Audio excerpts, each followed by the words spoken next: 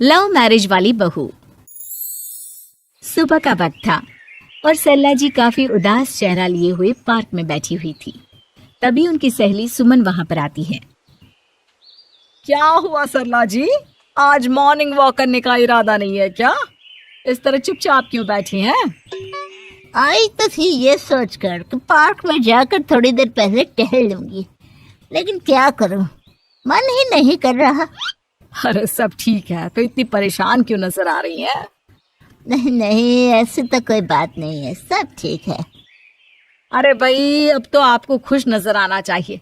अभी कुछ महीने पहले तो बेटे की शादी हुई है, घर में नई बहू आई है, आपके चेहरे पर तो रौनक नजर आनी चाहिए। अरे छोड़ो भी, आजकल की बहुओं के बारे में क्या बताऊं आपको। क्यों, क्या हुआ बहन जी, कोई परेशानी है क्या? कुछ किया क्या बहू रानी ने? अरे भाई, अभी तो शादी को 6 महीने हुए हैं। अब आपसे क्या छुपाना, आप तो जानती है मेरे बेटे ने लव मैरिज की है और मुझे ना इन लव मैरिज वाली बहुओं पर बिल्कुल भरोसा नहीं। ना जाने कब मेरे बेटे के कान भर दे। अरे लेकिन सरला जी, आपके बहू बेटा तो आपके साथ ही रहते हैं, फिर आपको इस बात का डर क्यों है? पता नहीं क्यों बहन जी, अभी तो मुझे अपनी बेटी दीपाली की भी शादी करनी है। बस इसी बात को सोचकर परेशान रहती हूँ। ये लव मैरिज वाली बहू पता नहीं कितने दिन परिवार में एडजस्ट कर पाएगी। कल को अगर बेटे को लेकर दूसरी जगह चले गई तो क्या होगा? अरे हाँ, याद आया, दीपाली तो दिल्ली में नौकरी करती है ना? हाँ हाँ, बहुत अच्छी नौकरी लगी है उसकी। और आप किसी से कहना मत, अपने ऑफिस में साथ में काम करने वाला कोई लड़का उसे बहुत पसंद है, बता रही थी मुझे। लेकिन अभी तो आप कह रही थी कि आपको लव मैरिज और इन सब में भरोसा नहीं है। अरे तो क्या हुआ, जहाँ बेटी खुश रहे वहीं मैं खुश हूँ। और वैसे भी बेटी को तो दूसरे घर जाना है, वो लोग जाने और उनकी बहू जाने, मुझे तो बस अपनी बेटी का ब्याह करना है। अच्छा अच्छा, ठीक है ठीक है, जैसी आपकी मर्जी। लेकिन मुझे लगता है कि आप अपनी बहू के लिए कुछ ज्यादा ही सोच रही हैं। क्या पता वो वैसी ना हो जैसी आप समझ रही हो। सरला जी अपनी जगह से उठते हुए कहती है। अब ये तो भगवान जाने, बस मेरी बेटी दीपाली की शादी उसकी पसंद से हो जाए तो मैं गंगा नहा लूं। चलिए बहुत देर हो गई है, मैं भी अब घर जाती हूँ। अच्छा अच्छा ठीक है, मैं भी चलती हूँ। अगले दिन जब सरला जी अपने घर पर बैठकर चाय की चुस्कियां ले रही थी, तभी उनकी बहू वहां पर आती है। मम्मी जी, मैंने एक जगह नौकरी के लिए अप्लाई किया था और वहाँ से सब कुछ पॉजिटिव आया है। मैं भी नौकरी करना चाहती हूँ ताकि घर के खर्चों में थोड़ा हाथ बटा सकूं। अरे बहू, तुम्हें नौकरी करने की क्या जरूरत है? मेरा बेटा अच्छा खासा कमाता है, क्या तुम्हें किसी बात की कोई कमी है? तभी सरला जी का बेटा वहाँ पर आता है। नहीं माँ, उसे किसी बात की कमी नहीं है, लेकिन वो इतनी पढ़ी लिखी है और अगर नौकरी करना चाहती है तो हमें उसे नौकरी करने देना चाहिए। कुछ पैसे घर में आएंगे, हम सबकी मदद हो जाएगी।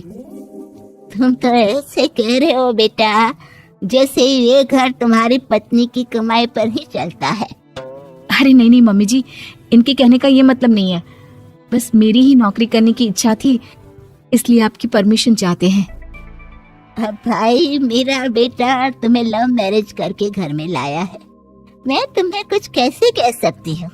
जो मर्जी आए करो। सरला जी का बेटा और बहू वहाँ से चले जाते हैं। अब उनकी बहू नौकरी करना शुरू कर देती है। कुछ ही दिन बाद सरला जी की बेटी दिल्ली से अपने घर आती है और अपनी माँ से कहती है, माँ, मैंने आपको बताया था ना, मुझे अपने ऑफिस में साथ काम करने वाले एक लड़के से बहुत प्यार है, मैं उससे शादी करना चाहती हूँ। माँ, हाँ हाँ, तो मैंने कब मना किया? अगर तुम उसे पसंद करती हो तो उसके घर वालों को कहो, हम आपस में बात करके तुम्हारी शादी तय कर देते हैं। अरे लेकिन माँ, एक बहुत बड़ी परेशानी है। क्या परेशानी है बेटा? माँ, वो लड़का बहुत अच्छा है, लेकिन कुछ ज्यादा ही पैसे वाले घर से उसके माँ बाप। उन्हें मेरे और उसके रिश्ते से वैसे तो कोई परेशानी नहीं है, लेकिन वे चाहते हैं कि शादी 5 स्टार होटल में हो। अरे ऐसे कैसे, हम तो मिडिल क्लास लोग हैं, हमारे लिए 5 स्टार होटल में शादी करना कोई आसान काम थोड़ी ना है। लेकिन माँ, मैं क्या करूँ? मैंने उनसे बात करने की बहुत कोशिश की, बस एक इसी जगह बात अटक गई है। साफ साफ कह दो बेटा, शादी करनी है तो ठीक है, लेकिन ये 5 स्टार में शादी करने वाली शर्त मैं नहीं मान सकती। अरे कैसी बात कर रही हैं आप मम्मी जी? अगर दीपाली को कोई लड़का पसंद है तो हम उनकी शादी के लिए पूरी कोशिश करेंगे, और अगर बात पैसों की है तो कोई परेशानी नहीं है। हाँ हाँ, तुम्हें तो बस बहुत आसान लगता है सब। जिस तरह तुमने मेरे बेटे से इतनी आसानी से शादी कर ली, सारे काम उतने आसानी से नहीं होते। समझ में आया? हर काम करने में पैसे लगते हैं। लेकिन माँ, मैं उस लड़की को बहुत पसंद करती हूँ। सही बात है बेटा, लेकिन तुम उस लड़के से साफ साफ कह दो, अगर उसे तुमसे शादी करनी है तो अपने घर वालों को मनाए। अगर नहीं मना सकता तो तुम दोनों अपनी गृहस्थी अलग से कहीं सेट कर लो। कोई जरूरत नहीं है अपने माँ बाप के साथ रहने की। मम्मी जी, ये आप क्या कह रही हैं? मैं भी तो आपकी बेटी के साथ लव मैरिज करके आई हूँ। अगर मैंने भी ऐसा ही किया होता तो?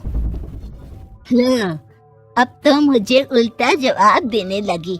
देखो बहू, मैं तुम्हारी सास हूँ, मुझसे ठीक से बात करो। लेकिन माँ, भाभी ठीक तो कह रही हैं। हाँ, अगर बात शादी के खर्च की है तो मैं उस लड़के से कुछ कह सकती हूँ, लेकिन उससे अपने घर वालों से अलग होने के लिए कहना, ये सही होगा क्या?